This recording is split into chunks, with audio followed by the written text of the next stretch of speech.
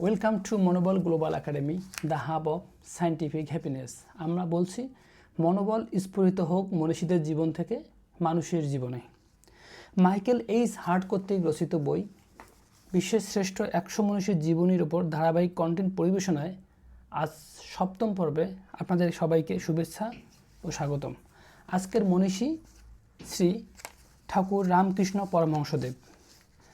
শ্রী ঠাকুর রামকৃষ্ণ পরমহংসদেব জন্মগ্রহণ করেন 18 ফেব্রুয়ারি 1836 খ্রিস্টাব্দে পশ্চিমবঙ্গের হুগলি জেলার কামারপুকুর গ্রামে।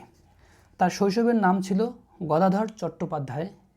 তিনি ছোটবেলা থেকে সহজ, ভক্তিপূর্ণ ও আধ্যাত্মিক প্রবণতার অধিকারী ছিলেন।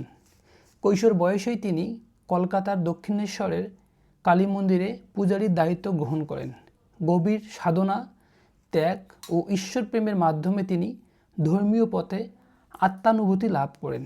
তিনি বিশ্বাস করতেন যে পথেই ঈশ্বরকে ডাকা হোক, সত্য একই।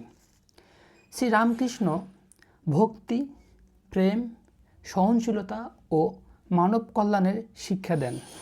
তার সহজ সরল ভাষা ও উপমা সাধারণ মানুষের হৃদয়ে গভীর প্রভাব ফেলেছিল। তার শিষ্যদের মধ্যে স্বামী বিবেকানন্দ ছিলেন অন্যতম, যিনি তার শিক্ষাকে বিশ্বময় ছড়িয়ে দেন।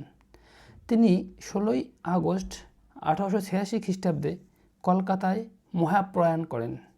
শ্রী রামকৃষ্ণ পরমহংসদেব আজও ধর্মীয় সহনশীলতা, আত্মশুদ্ধি ও মানবপ্রেমের অনন্য দৃষ্টান্ত হয়ে আছেন। সবাইকে অনেক ধন্যবাদ।